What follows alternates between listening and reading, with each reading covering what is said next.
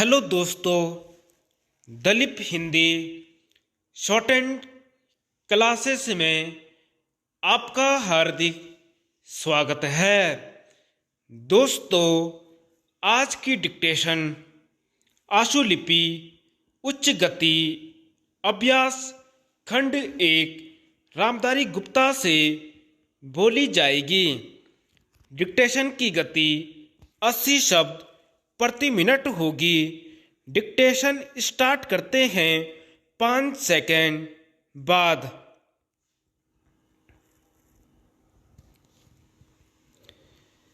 अध्यक्ष जी, किसी भी देश की विदेश नीति अपने में कोई स्वतंत्र नीति नहीं होती है, वरन वह किसी देश की आंतरिक नीति को स्पष्ट करती है।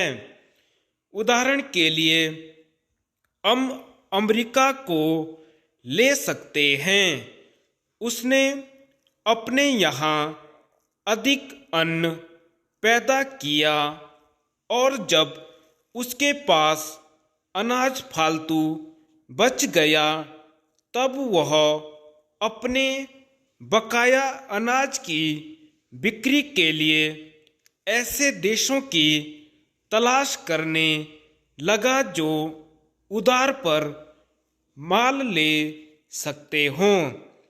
किंतु हमारी आंतरिक नीति ने यह तय किया कि खर्चीले ढंग से सरकार चलाएंगे और स्वदेशी मुद्रा की कोई राशि हमारे पास नहीं बचेगी।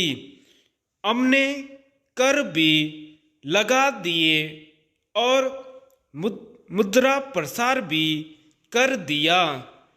कुछ संकट पड़ने के बाद इस बात की आवश्यकता को नहीं समझा कि उसे पैसे का कहीं अन्यंत्र उपयोग कर सकें।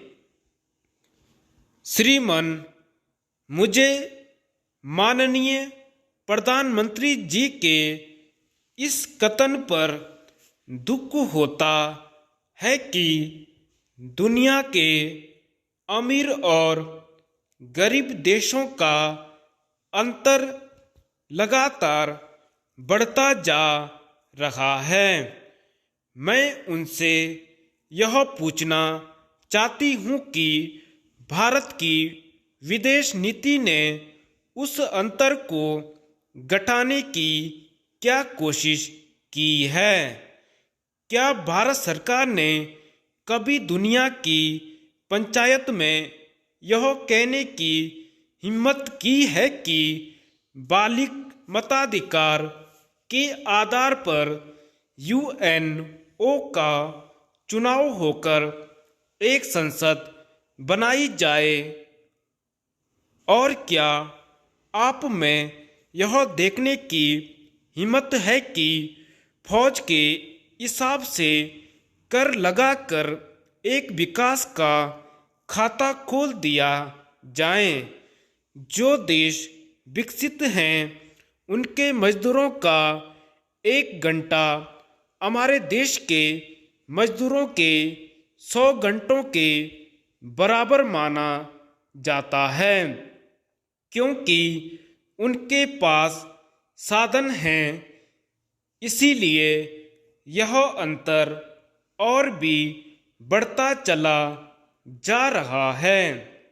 किसी देश के अंदर आंतरिक नीति में अमीरी और गरीबी का अंतर बढ़ता चला जा रहा हो और वह दुनिया के देशों में विद्यमान अमीरी और गरीबी के इस अभिशाप को समाप्त करेगा, यह समझ में आने वाली बात नहीं है। अब मैं आपका ध्यान एक और बात की ओर दिलाना चाहती हूँ। पूर्वी जर्मनी को मान्यता देते हमें परेशानी होती है, इसलिए कि शायद पश्चिमी जर्मनी को बुरी लगे। लेकिन पश्चिमी जर्मनी ने तो अपनी रक्षा का भार दूसरों पर छोड़ दिया है। उसने अपनी पूरी शक्ति इस बात पर लगा दी है कि अधिक से अधिक उत्पादन किया जाए। आपने जो समय दिया उसके लिए मैं आभार प्रदर्शन करता हूँ और आपका धन्यवाद करता हूँ। अध्यक्ष जी, जिस समय पाकिस्तान ने भारत पर हमला किया था, उस समय उन्होंने देश की रक्षा के लिए महत्वपूर्ण कार्य किया था। इसके साथ ही मैं मंत्री महोदय को यह भी स्मरण दिलाना चाहता हूँ कि शायद उन्होंने इस पर ध्यान नहीं दिया कि इस बार जो राष्ट्रीय पुरस्कार मिले हैं उनमें रेलवे प्रशासन को केवल 2 ही प्राप्त हुए हैं, जबकि मैं ऐसा मानता हूं कि हमारी सेना के बाद अगर किसी ने युद्ध काल में सराहनीय कार्य किया है तो वह रेलवे प्रशासन अथवा रेलवे कर्मचारी और अधिकारी हैं। इसलिए उनके मनोबल को बनाए रखने के लिए और उनको प्रोत्साहित करने के लिए रेल मंत्री को इस बात पर भी ध्यान रखना चाहिए और इसका प्रयास करना चाहिए कि जो भी इस तरह के प्रोत्साहन मिले उनमें रेलवे का विशेष ध्यान रखा जाए। रेल मंत्री महोदय ने अपने वक्तव्य में भी रेलवे कर्मचारियों की प्रशंसा की है या उनको प्रोत्साहन दिलाया है, लेकिन यह प्रोत्साहन शांति काल में भी बना रहना चाहिए।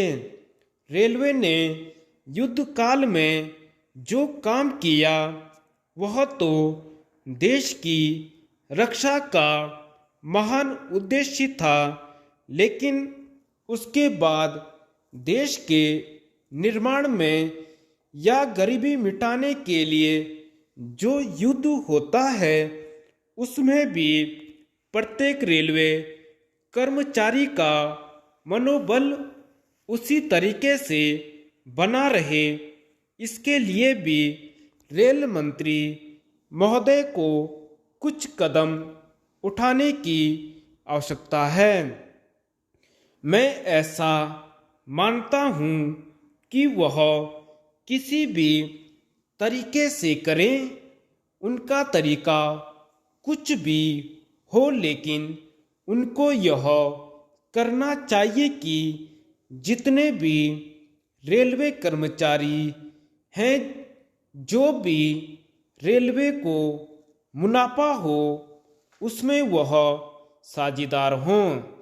चाहे आप उनको बोनस के रूप में कुछ दें, चाहे किसी और तरीके से दें, लेकिन हर वर्ग के रेलवे कर्मचारी को मालूम होना चाहिए कि यदि वह देश के निर्माण के संबंध में ठीक तरह से काम करेगा तो उसको पुरस्कार के रूप में या वेतन के अंश के रूप में अपने वेतन के अलावा पैसा मिलेगा। इसी प्रकार इस संबंध में मैं एक और सुझाव देना चाहता हूँ। स्वतंत्रता के बाद रेल प्रशासन भारत सरकार का प्रशासन हो गया, लेकिन यह लोकसभा एक विशेष उद्देश्य को लेकर चुनी गई है। यह उस कार्यक्रम का एक नमूना ही है।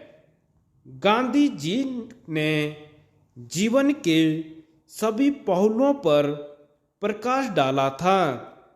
धन को वे संयम से व्यय करने के हक में थे। धन्यवाद।